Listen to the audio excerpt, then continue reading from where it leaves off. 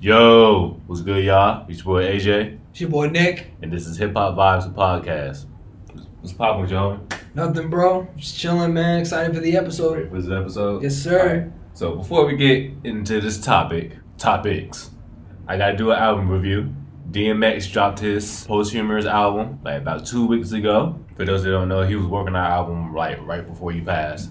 So I got some things I gotta say about it. We're gonna start off with the negative. Okay. Alright.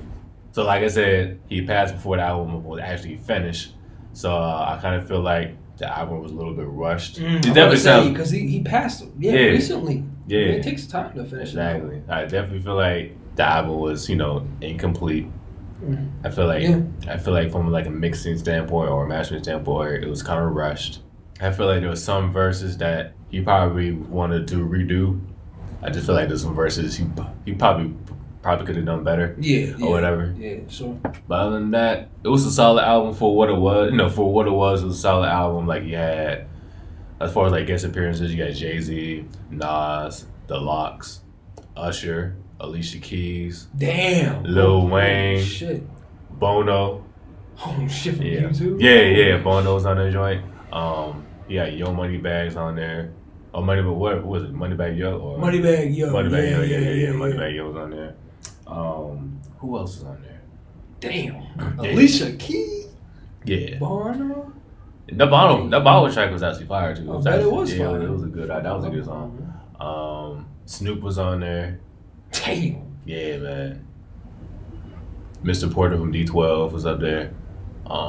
Even had his son talking up there for a little bit. How did that mix like with all the guest features? A lot of guest features. Yeah, His albums just don't have that many guest features. yeah. Well, he said in the interview on Noise podcast that he was gonna have a lot of features on there. He even named like the people I named that he's gonna have them up there and shit. But probably my favorite tracks on there was the joint with him and Snoop. That was a good song. I can't remember the name off the top of my head, but they used the Marvin Gaye sample. Oh shit. That shit. that shit was fire. That was fire. The song Walking in the Rain, him and Nas. Oh shit, I gotta hear that shit. Yeah. Of course, they finally dropped the Bath Salts song. with Oh Jay. shit. Yeah. Okay. The only thing was Jadakiss verse is not on that track. That's the only thing I disliked about that. But that was good. For the most part, like I said, the album was pretty solid. The only songs I didn't rock with for real was the joint with Moneybag Yo. I didn't care for that one. And That's an interesting combination. I can imagine that combination. then the joint with Alicia Keys. Alicia Keys is not how she was in like 2001, 2002, obviously. You know what I'm saying? So I just felt like her voice kind of just didn't. It didn't work. It didn't work. It just didn't work. Yeah. No. It just didn't work. Oh, and there was another track. He did a track with West Side Gun. Oh, okay. Yeah. I think it was West. I forgot who else was on there. Was it Benny the Butcher? No, I don't think it was Benny the Butcher.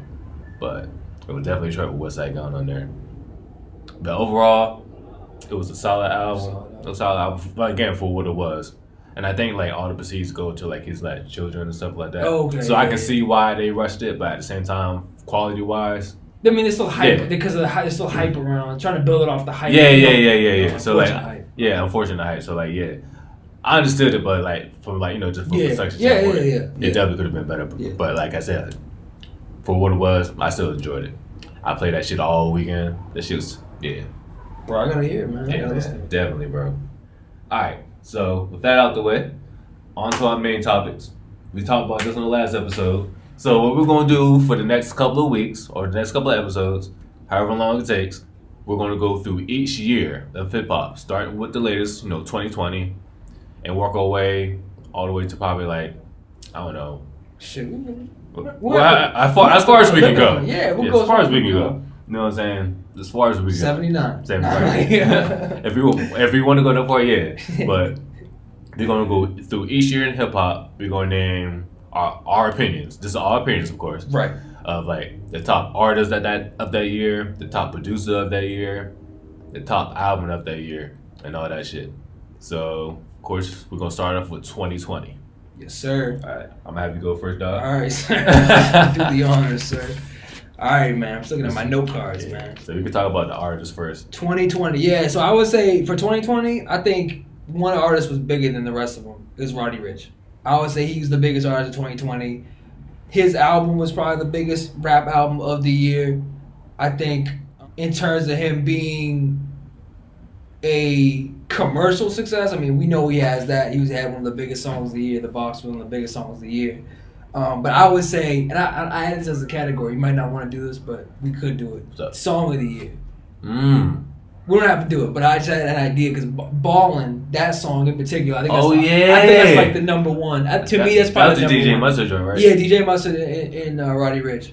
I would say Roddy Ricch, yeah, man. Because I feel like overall, from a person that grew up listening to like Jay-Z and Nas and stuff, yeah, he's not telling those same depth of stories and whatnot. You know what I mean? But he has a flavor that I think he's got skills, and I think he's got a flavor that young people definitely love. He has that melodic flow to him, and he definitely can ride a beat. So I thought he was dope. And then for producer of the year, for that I put Wheezy. That's one of my favorite producers from Atlanta. I love his shit. His shit is always fire, especially the shit he did for Gunna that year. His album Wanna. I love his beats. He has the best beats. And then my runner up is Hit-Boy. Because of all he did that year. He did so many projects that year, but in particular Nas' album. I thought he did a really good job. Because I felt like Nas is an artist that is I think he's difficult to produce for. I would imagine him being difficult to produce for because he has a very specific vision and sound and flow. Hit-Boy was able to do that. So I thought that was really impressive. So that's my thoughts, bro. Okay. How do you feel about that, bro? What are your thoughts? So, for artists, originally I said Roddy Ricch, but I felt like his run was kind of more like the front half of 2020.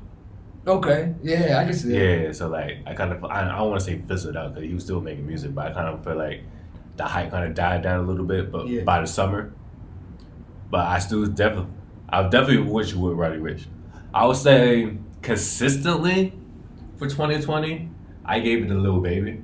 Oh, okay. Just like I can see on that. a consistent basis. I think that's a great idea, man. That's a great thought. I like that. He had he consistently had song after song after song. And then runner up, Roddy Ricch, but I also gave it to Megan Thee Stallion as well. Yeah, I can see that. No, definitely. Towards the tail end of 2020. Yeah.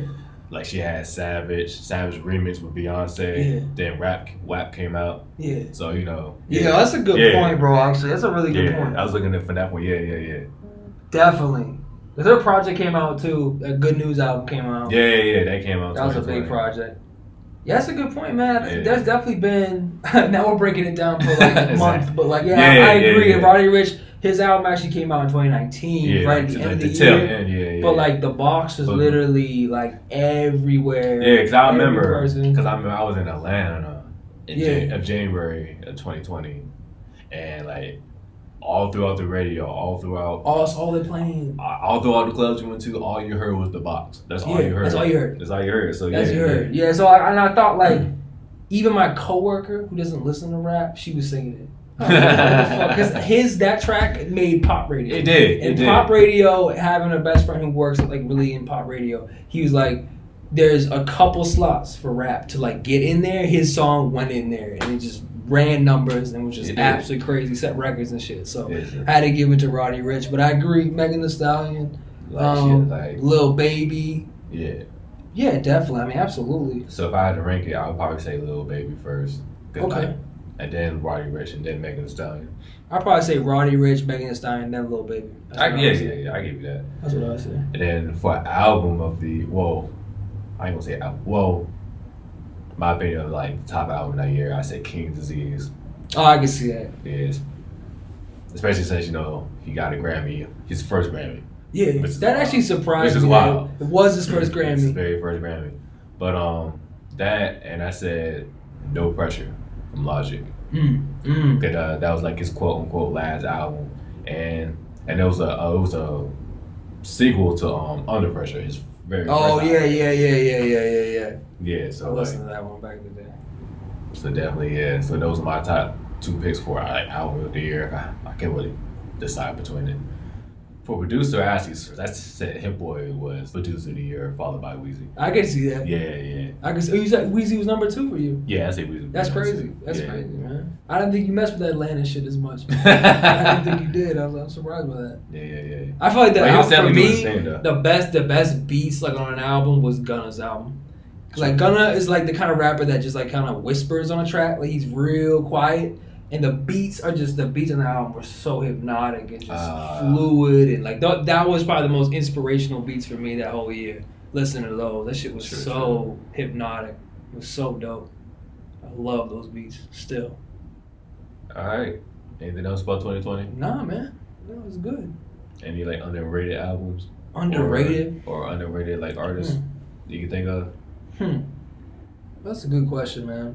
I feel like Joyner Lucas is really such a good rapper, and I've seen him slowly get closer to. How did I not mention him? I think that he's really getting like some of the shine now, like even right in this moment that he should be getting. Just for the kind of lyricism that he brings to hip hop. Like I feel like he brings he's a real like studied, like he's read the fucking books like type rapper. Like he really knows. He can flow. He can flow. He's also from my state, so I have to. True. He reps Boston. He's really from Worcester, but he reps Boston, so I got to put on for him too. And but yeah, I think lately, he has a song with Lil Baby that came out. Like I've been getting a lot of radio playing and whatnot.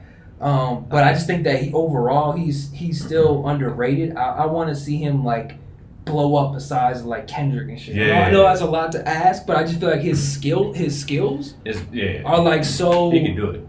Yeah, like like Logic, he's had some big songs. That was a Suicide song. That was the one that was like blew up. I think Joyner Lucas could have one that could blow up like that level. It'd be definitely a different sound, but him just rapping. Like I mean that I think he's underrated overall. Oh, he definitely is. Like I forgot about that album. Yeah, that album was fire. Like he definitely has the wordplay. He has the flow. He's a full package, man. Yeah. He's a full package. Storytelling. Like, he's got the spirit. Like, he's got all that shit. Even the videos that he does, like, the videos are fucking epic as well. I know, like, in this day and age, music videos aren't really, like, popping anymore like they used to. You're not like, BET and shit, but YouTube's still popular. Yeah. YouTube's popular. I'm trying to think who else came out. He's a fucking man, though. I'm trying to think what else. Oh, yeah. Busta Rhymes dropped the album 2020. ELE 2. Yeah, you're on like the classic artists. All that shit. T.I. dropped the album that year. Yeah, Libra dropped that shit. I didn't really listen to it though. Yeah. Fucking Jeezy dropped. Jay Electronica album. What about that one? I liked. Yeah. I really liked it. I actually thought it was really good. I thought it was really good. But like I said in the last episode, for it to be his debut solo album or debut album in general, it just didn't feel like a solo album. Yeah, it was definitely like a duo album. It was a duo album, yeah, because Jay-Z was damn near on every song. Yeah.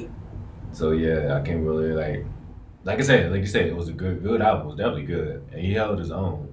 But it was weird, man. I think for me, what summed it up was the first voice was Jay's. Yes. That shit fucked me up. Like, how do you, especially with all the waiting. I mean, some people probably forgot because that would have been 10 years. Right. But that would have been one thing that was just like, okay, Jay-Z was just on the intro. Right. But that's it. Yeah, he kept popping up. Yeah. Anything else about 2020? Rest in peace. Let's move the fuck on. Right. I'll move backwards. But whatever. Next up, 2019. 2019. This shit's easy for me. Yeah. Yeah. Being a producer that is so in touch. I mean, I know exactly what's hot at any given moment. I know what's selling. I know what people want to hear, and I'm studying it all the time. Right. So artists on 3.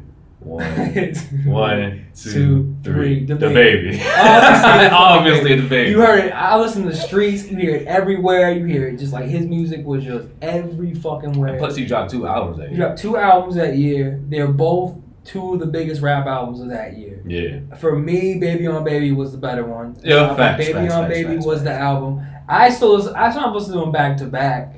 And they actually work together, but I still think Baby on Baby was better. Baby on Baby and I think a song of the year. I know you're supposed to say Suge, but I'm gonna say Babysitter because I think it's a better song. That song is super fun. I love that song. It's just bouncy and shit, and I like the beat. And then for the producer, I put Jetson Maid from North Carolina, because he did a lot of the baby shit. True. And he popped out a lot that year. Started doing records for a lot of different people, and he's got a different take on beat making. You know, he uses the keyboard a lot. A lot of people just click, but he uses keyboards. He's got like a certain bounce to it that I really like. I really like his sound. Yeah. So yeah, those are my picks.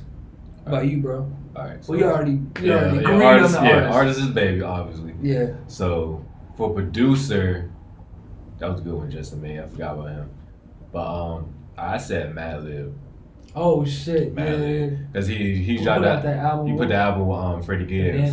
Bandana, yeah. And I honestly I put that as one of the albums of the year, but I also put Igor, the Tyler Creator's joint. Oh shit! Yeah. The only reason I was hesitant to put his on the list only because it's technically not a hip hop album, so to speak. So that's why I didn't want to put it on the list. But it was definitely like a successful album. Yeah, for sure. It was definitely like that's probably one of his first songs that probably got awards. And shit. You know what I'm saying? So yeah, I put Igor and Bandana as albums, like the top albums of that year.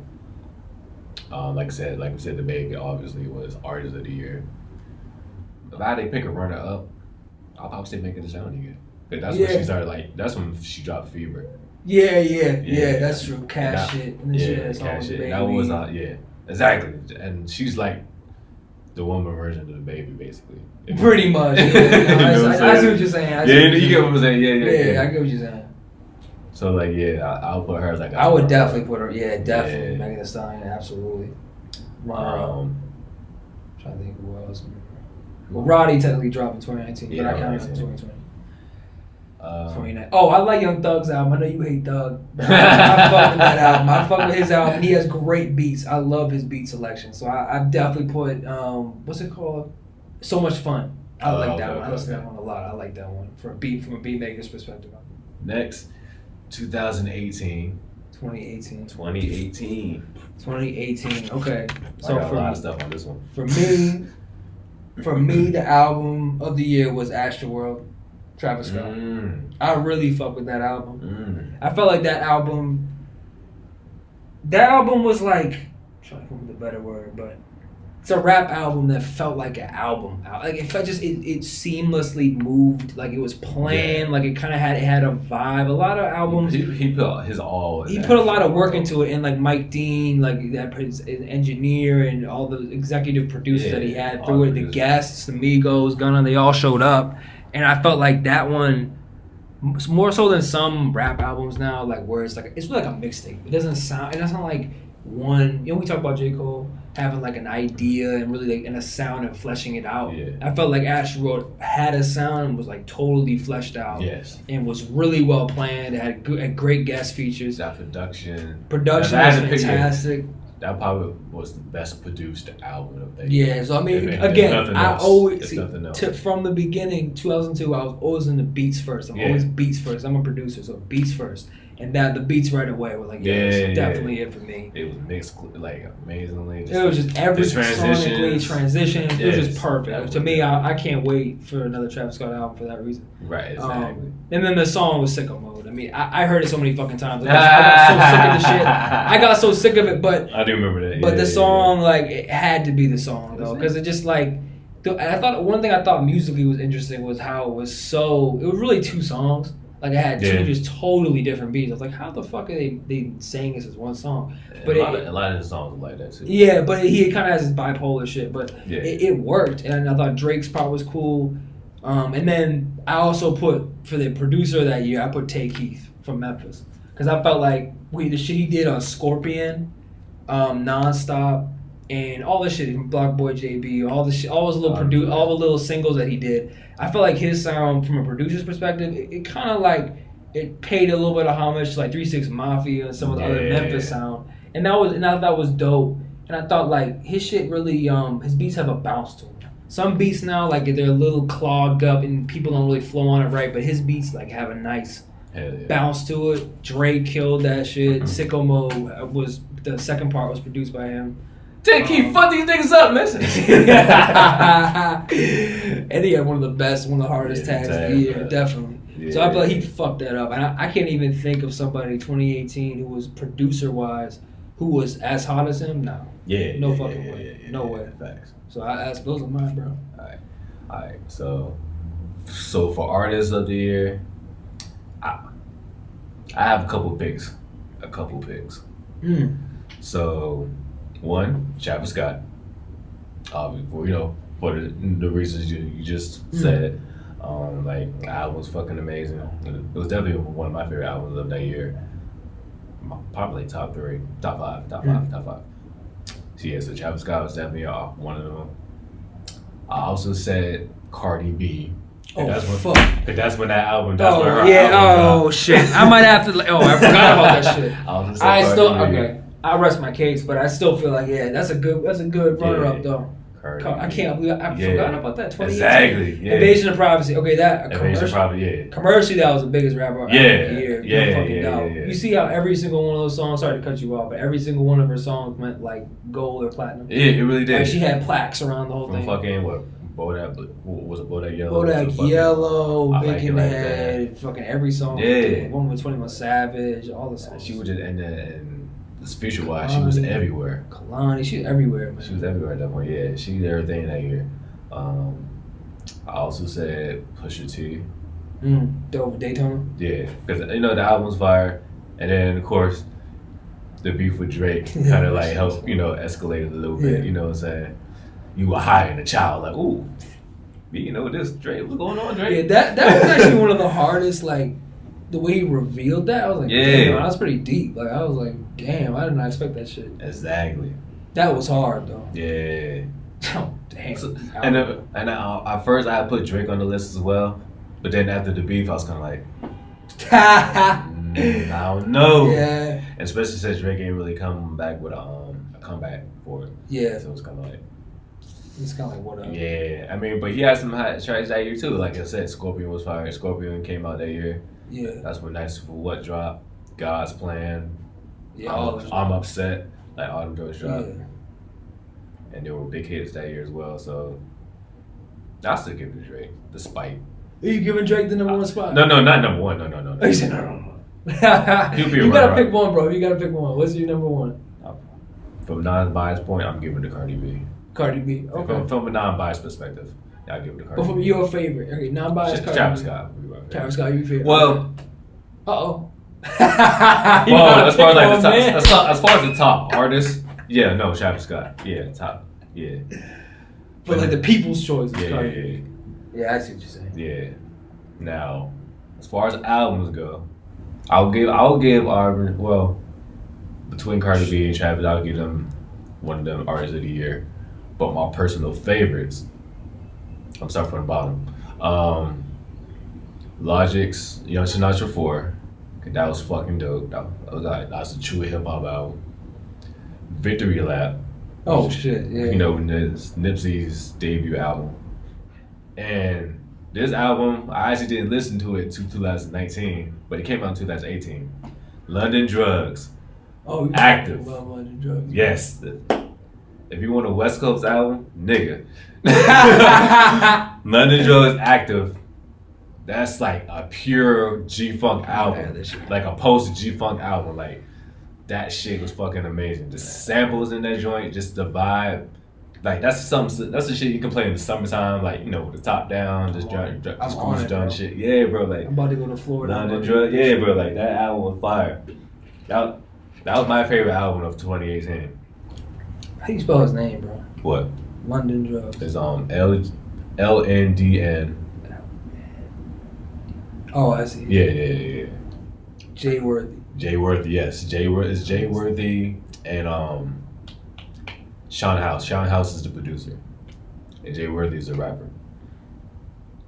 From Bompton, because the nigga's blood, so. Added. Yes, that album's fucking fire. So that was, like I said, that's my favorite album of 2018. But as far as like the best, I'll probably give it to between either Astro World or Invasion of Prophecy. Yeah. That's a close one. Yeah, it's a close one. Yeah, I think from a producer perspective, like hits maker perspective, I would say that both of them were huge, but Cardi B's was bigger. Like overall, the splash, the impact was actually bigger. And that's crazy to say that, but I think artistically I go with Astroworld. Because I feel like Cardi B's plays like, when I was saying, like traditional hip-hop albums now, they sound a little more like mixtapes. They're kind of just a bunch of dope tracks together, but it's not like a flow. It did flow pretty well, but it wasn't like they were having transitions and they were like, it wasn't that level of artistry. So, but I would say, commercial wise, like, and I gotta be honest, like, even from a man's perspective, her shit was harder than most dudes' shit that year. Like, honestly, her shit is just harder. And in general, like, some of the female artists, they just come harder than some of the dudes. Like, honestly, from lately. Yeah. Lately. And another thing about Cardi B was, she was like that first, I won't say female, but first woman voice. You know what I'm saying? Besides Nicki. Yeah, right. She broke the Nicki. She broke the Nicki curse. I don't want to call it a curse, but she broke the Nicki curse. Yeah. From like, 2010 all the way up to 18. All you heard was Nicki. Right. But like, female artist of the year, Nicki. Female rapper of the year, Nicki. Like, there was nobody else. They had to just take random, like, artists, you know what I'm saying, from underground or people who haven't dropped shit in like 3 years on the fucking category just to make the shit full. Right. Everybody knew Nicki was gonna fucking win. Right. So then when Cardi bust into the scene, it's like, oh shit, we got another woman MC. Oh, we're not MC, but another woman rapper out here now. And then after that, you had Megan, you had City Girls. Right, they all break. You know, and then everybody just, you had Sweetie, you had Lotto, you know, all them. Yeah. So yeah. So she definitely. I think it's fucking dope from a diversity standpoint. I love having diversity in hip hop and seeing that women like having their own voice and having that, because women love hip hop too. My wife loves hip hop, like, you know. So that was dope. That was a big. I would say based off of that, I would say that I was the biggest splash. Cardi. Yeah, it was probably. I gotta give Cardi artist of the year at that point. Yeah, I'll probably say just because the impact that she made, and then producer, Tay Keith. Yeah, I'm gonna put Tay Keith. I'm not gonna change that shit at all. Yeah. That definitely was. There was definitely nobody else. I mean, other people doing shit, but compared to what he was doing. I know the producer of Bodak Yellow, Jay White. He did a couple joints that year. Obviously, that was his biggest one. I won like Diamond. That shit was 10 times. Yeah. Like that shit was crap. Which I love the credit. But even then, that joint, Bodak Yellow came out like 2017. That came out 2017. Yeah, it came out 2017. Yeah. Virginia. Yep. Oh yeah, because I remember I was still interning with WKYS at the time. Yep. And that's when I first heard it. Yep. And that shit came out independently initially. Yeah. How fucking rich she is now. Like, that's the way to do it. And you never would have thought that. Right. Like, she would make it that big. Right. Reality TV star. From like turned rapper. From stripper to the IG whatever. Yeah, IG model. IG model, whatever, to reality show to one of those hot women rappers out. Right. That's gonna be the new. They're still doing the thing. Yeah, right. That's the new channel now. It's like social media. Yeah. Like, we could do probably one more year. Yeah, we could do one more year. That's all I got. So 2017 is actually probably easier than DaBaby. 2017, I mean, really, it was just Kendrick's year. It was Kendrick. Initially I forgot Damn came out in 2017, so I put Jay-Z 444. But even then, I gotta be honest. Like the album, when I first heard it, I liked it, but I thought it was kind of like, I was kind of confused by it at first. But also my taste at the time, I was basically reinventing myself as a trap producer at that time. So I was learning learning trap music and getting really into it. So like I heard that, I was like, it's too old for me. It's too throwback. So I was like, nah, I don't really want to listen to it. But I listened to it. I still thought it was pretty good. Yeah, it's definitely. I listened to it yesterday actually, and I really enjoyed it a lot more. But I would say there's no fucking way it beats Kendrick. No way, nobody. Kendrick. So for me, album of the year, Damn. Artist, Kendrick. Song of the year, DNA for me. DNA? Yeah. But for producer, I'm not putting Mike Will Made It. He's really close. But I'm going to put Metro Boomin.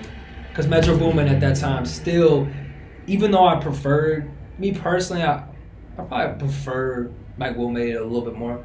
But that's when Mask Off came out and a whole bunch of shit. I mean, at that point, all she was doing for Gucci and just did so much that year. He was just like, his sound was just like the sound that everybody mimicked. And sometimes, like, from a producer perspective, that can be tiring. It's like everybody's trying to do the same sound. But, I mean, something about the dude, man. Like, I think of trap music. I think of Lex Luger. I think of Metro Boomin. Like, really, like, it just took it to the next level. You know what I mean? Took it to the next level. Facts. Had that radio-ready, polished sound. You know what I mean? He'll be like a producer legend for, like, 15 years from now. People looking back on it. No, I can rock with that, yeah, for sure. I mean, I like his beats. I'm not gonna act like I think he's the greatest producer, but I like other people's more. But in terms of commercial and just impact, his sound, like, yeah. So what do you say for that? I actually have to agree with all of that. Actually, you actually do. I like it when we don't, man, because I actually like that when we like can go back. But it was like 17. It was like, I mean, Kendrick. It was Kendrick. It's hard to say shit. Yeah. Every year he drops, it's like Kendrick. We're gonna go back, but I guarantee. What are we gonna say for 2015, man? What's the best album for 2015? I gotta look back and see what all came out. But I'm gonna say pretty confidently, it's probably gonna be. I'm probably gonna say Pit the Butterfly. I mean, I don't know whose album is better than that shit, but I probably ain't gonna say that. Might be jumping ahead of myself, but I mean, Kendrick is he's one of a kind, man. I can't. Facts. Now I will say, an underrated album for 2017, All American Badass. Oh shit. Yeah, that's number 2 for me. That was number 2 for me. My god, I love that album. That was my album of the year, like personally, like from like a personal perspective. That's because, I mean, Damn was dope, obviously, but All American Badass was just like, oh man, All American Badass, bro, was just fucking amazing. That album was so fucking good. For a moment, and it still holds up. That shit is fucking fire, bro. Yeah, that shit was so underrated. Oh my god, that might be, depending on what his next move is, that might be like, I miss him. Where is he at? I don't know, bro. Is he, man? I think he's having some mental health issues or something. I swear. Yeah, I think he dropped like an EP. Was it last year? I think it was with somebody else. It was like a dude. No, it was just him. Oh, it was just him. Yeah, it was just, he might have been like, the dude might have been like another producer, but it was just him rapping, and it was only like 3 tracks though. Yeah, I don't know what the fuck he's doing, but when I heard him, I was like, oh my god, this guy's gonna save hip hop. I literally felt that way. I was like, he's gonna fucking save it, because I was like, he can rap, he pays respects to the '90s sound, but he also was doing something that was a little, like, especially with the lead single, he was doing something with like that was catchy enough and melodic enough to get other people to like it too. Yeah. But yeah, that shit flowed so nicely. It was so sunny and warm. Yeah, Damn. I wonder which one I played more that year. I think when I listened to Damn, it was a little more like serious. You know what I mean? Yeah. But that one I play on a sunny day in the car. I definitely played Joey. I mean, then I played Joey Badass more. I probably played now. Joey Badass. I think now I play Damn more. Yeah. But yeah, when that one first came out, it was Joey Badass all day. What else came out? Oh yeah, XXXTentacion dropped his album. Yeah, that shit. He dropped his album that year, 17 album that year. That was a dope album as well. But he didn't really rap like that on there. He probably only rapped like twice on there. Yeah. And that album was supposed to have a special place for me because that album came out maybe a couple months after my best friend passed away, so that helped me kind of cope with it a little bit. You know what I'm saying? So yeah. So it was definitely a deep album. It's not your typical XXXTentacion songs, like him like on like some heavy metal type shit, like just yelling and shit but still rapping. Like he was like for the most part singing. You can't really call it a hip hop album, so to speak. Yeah, like, I can see. Yeah, so that was definitely a dope album as well. I'm trying to think what else came out that year. Culture came out. Oh, yeah. Flower Boy by Tyler, the Creator. I forget that fucking album. Arguably Tyler, the Creator's best album in my opinion. Okay. I forgot it. Damn, how did I forget Flower Boy? Flower Boy was fire. That was fire. Shit. More Life came out that year. Oh, true. That's kind of boring. Culture by the Migos came out. Pretty Girl Like Trap Music. Oh, that Big Sean album dropped too. But yeah, my top 5 albums for that year was probably Joey Badass, Kendrick, XXXTentacion, Tyler, the Creator, and what else was it? Yeah, those are me. Oh man! Oh, you know what? This is a little bit of a tangent, but you remember how we had the other week? Well, we just wrapped up. You remember how we had the other week? Or actually, it wasn't the other week. It was a couple of days ago on Instagram. You tagged me on the. Yeah. It's gonna be controversial, but I think I know there was one that was missing. The Mount Rushmore for 2010. For the 2010s. I don't really like his music, but Future's on the fucking list, bro. Future's on it for the level of impact that he's had on a lot of young rappers. Like, he's had absurd impact. I never really liked his music. I like when his first couple songs came out. I like Tony Montana. I like that shit. Oh, and I like Turn Off the Lights. I was like, oh, I like this shit. But then, like, same damn time. From that, yeah, same damn time. But then from there, and even like, what's this? Commas. I like some of his songs. I just never really got into like he started the mumble shit. Like, he kind of started that shit to some degree. Yeah, okay, I can see that. I mean, for me, like, to be honest, I don't really like it. But I just feel like in terms of impact, like in terms of the amount of young rappers like that emulate him and that will continue to emulate him, like, I think he's on there. And if there's another slot, it'll probably be like the Migos, because the Migos were just that big for shaping the sound. True. How do you feel about that, though? I honestly would give it to Nicki, to be honest. Nicki. Oh, okay, I honestly give it to Nicki. Nicki could be out there. Yeah, just because she was running things for a real while, for like most of the 2010s. I guess I feel like she didn't make as big of an impact on like culture, because she didn't bring anybody on. She was just her. It was a solo act. Yeah. And when I think of Atlanta, like, Future was part of this Atlanta movement that, like, I feel like just totally took over rap music. That's true. Like, Atlanta became the shit. Like, you know what I mean? And Atlanta just became everything, and everything was trap, and everything was Atlanta. Oh, I could give you Future, though. I can see why you said Future. I give you that. Because he's been so consistently, consistent. People just eat up his shit, man. They fucking love it. Facts. So I can see why you said Future. Yeah, I can see either one of those. I say Nicki, but I wouldn't be mad if Future was up there too. I just had that beef with him because he started mumble rapping. I just don't like shit. You know what I'm saying? I do like some of the music like that has come out from that. Like, it's what I like about Future is that he was more melodic. He would do like kind of singing and shit. I actually think he's pretty good on guest features, but but I just never since I'm beats first, I'm always beats first. Beat perspective, his beats for me is just really repetitive. It's always the same shit. I can always like count on what it's going to be. But also have to say I'm definitely indebted to like 808 Mafia and all those producers, because he put all those people on. I mean, those were like his producers, and they've totally influenced my sound 100%. So I owe a lot to them. I mean, a lot of people say they said Kanye. A lot of people said Lil Wayne. Yeah, I'll put Lil Wayne in 2000. I don't know. Lil Wayne's 2000. Yeah, no, that's what I'm saying. No, Lil Wayne's a definite 2000. I don't know why yet. 2010 is too late. I mean, it like Carter 3 already 2008. Like, no. Yeah. And when did Carter 4 drop? That one dropped, I think, 2011. Okay, that was 11. Okay. Yeah. At that point, Carter like 1, 2, 3, all the mixtapes has right. All the features. There's no way in hell he's 2010, man. He's $2,000 a hell. He was on the fucking back that ass up for the 99 2000. Right. He's literally at the very beginning of 2000. Like, him and Jay-Z were literally at the very beginning of 2000. So who would you put for 2000s if they had to put in Mount Rushmore? Just the 4.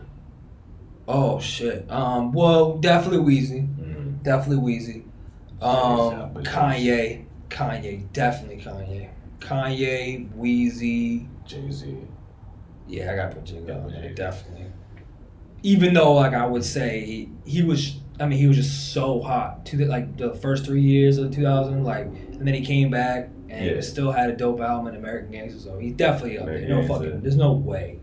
And then from there, man, that's a good question. We actually agreed on all that? Damn. Yeah, we shit. Did. I don't know. I'm trying to think, man. Like, because the Kanye. I might see. This is another one where I'm saying it like might be from a more unbiased perspective, but Gucci Mane, like, I'd never really listened to his music like that, but he became like every young rapper became obsessed with Gucci Mane in the years after. But when he came out, like in 2005 or shit like that, like he has been like, just like one of those rappers. I never understood it, but he just became like the rapper that everyone cites. Like it just, that's true. But I don't know if I went on my. I think Jeezy was way better, but no. If you're talking about trap music, then yeah, definitely Gucci, Jeezy, and T.I. for sure. But oh shit, as far as like I can't believe. So 2000s has so much shit for me. Tip like is a personal favorite of mine, so I mean he's definitely on there. For the 2000s. Yeah, so this is a good question, man. Like I think in terms of impact on culture, I gotta put Tip up there, and also just because I like his music, Tip, because Tip actually trap music when that came out, I fucking rock with that album. I listen to that album so much, and from a production standpoint, I loved it. Like it was my first foray into like southern like music at the time. Like it was my first time listening to like southern rap. I listened to almost all New York shit. My family was from New York and shit, so I used to always listen to that. But listening to like tracks like Be Easy, even like Rubber Band Man, all that shit. I love those songs, man. So Tip definitely. And Tip actually was the first one to put trap in like in the lexicon and like in you know what I mean in the language. He brought it to the forefront. Yeah, he did. You know what I mean? I feel like so he was super hot like especially 2003, 2004, 2005, 2006. King. Oh, definitely. He's definitely up there. I feel like how many slots do we have though? So I'm about to add 10 people, but Tip, Weezy, Jay, Kanye. Is it 4? That's 4. How many heads are on Rushmore? Was it 4? That's 4. 4 heads, yeah. And that's probably my 4 right there. I don't know about that. What about you? I don't know about the 4. I'm trying to think about the 4th one. Like I definitely agree with Jay-Z, Weezy, and Kanye. It's kind of crazy because like a lot of names I come up with, they didn't have like a longevity in the decade. So to speak. Because at first I was thinking Eminem, but then I was like, he kind of fell off after like 04. Yeah. That's a tough one. Yeah, because like 2000 was his year definitely. 2000 was his year. 2002 was his year. See, that's a good question. I mean, you could say the same for Jay too, though, because Jay like he literally was 2000. But he was consistent though. He was more consistent. Well, I mean, I think Kingdom Dynasty, Come. Dynasty, well, yeah, okay. Kingdom Come was kind of like, and then like Blueprint 3 came out in 2009. Blueprint was like, it was. No, wait, no. Yeah, it was. It was okay, but it wasn't like. I mean, he had Blueprint and Black Album, Certified Classics, and then he had American Gangster, which I think is one of his best ones. Yes. Period. So I think that's a good question though. Like, how do we rate it? We rate it on like who was consistent through the whole decade. Because I agree, Eminem at the beginning was astronomical. I mean, he was still somewhat consistent putting out albums, but it just didn't hold the same. Yeah, I mean, Relapse. I think Relapse was what, like 2006. I think that was 2005, 6. No, that was 6. Yeah, it came. Because it came out like right around the time Proof died. So yeah. Yeah, that came out, and then he had Recovery. The Revival. When did Marshmallow's LP2 come out? Was that on 9? I think that was on 9. Yeah, it was. So he kind of made a little bit of a comeback with that one. But I just didn't really like the music as much. I think he commercial sold a lot of shit. At that point, yeah. Because at that point, he couldn't rap about the same shit anymore at that point. Yeah. I just didn't really like some of the pop ones, like the Recovery ones with like Rihanna and shit. I didn't like the pop. The pop songs, I wasn't really feeling. Not me on that. Yeah, it just didn't really fit his style. Especially since he used to talk shit about pop artists. So like, it was kind of like redundant in a way. Yeah, I see what you mean. Yeah. But then you got people like what are the other names? They just like what are the other ones that popped in mind? You could say like 50. Oh fuck! I mean, you definitely could say 50. Cause like, absolutely. I mean, music wise, I mean he was still consistently doing shit. Like Get Rich or Die Trying came out in 03. Massacre came out 2005. Was that 2005? Yeah, it was 2005. 2005. I think Curtis came out in 2007. Curtis came out in 2007. Yeah, because they went head to head with Graduation. He lost that shit. But. He did, of course he did. Yeah. I think he dropped another one in 09. I think he did. It was some weird cover with his face off. Before I saw the thing. But even in between all of that, The mixtapes he put out, even before Get Rich or Die Trying, all the mixtapes he put out. He was put, the June albums that were dropping. Yeah. Like, Lloyd Banks, Buck, Game when he was still with Unit. Right. Even Yayo when he dropped his shit in 06. That's a challenger. Yeah, then of course outside of music, The Bottom of the Water. I think he was starting to do movies and shit by then. So yeah, that was definitely that. Yeah, he was consistently doing shit. He was doing a ton of shit. Yeah. No, there's no doubt. But I don't know if I would put him on Mount Rushmore at the same time though.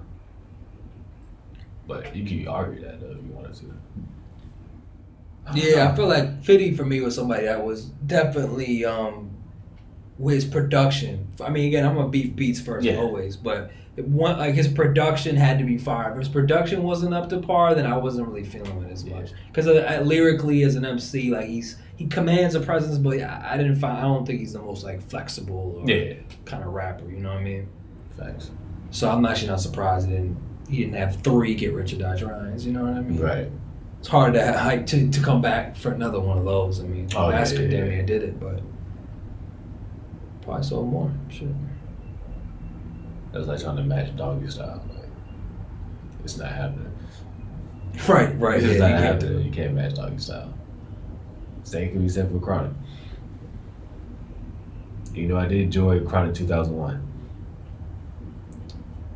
Yeah, I don't know if I can't think of it before.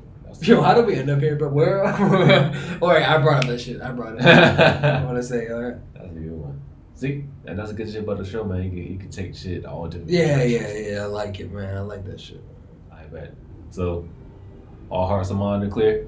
Yes, sir. All right. With that being said, I'm your host, AJ. Your boy, Nick. And this is Hip Hop Vibes, the podcast. Catch y'all next time. Peace.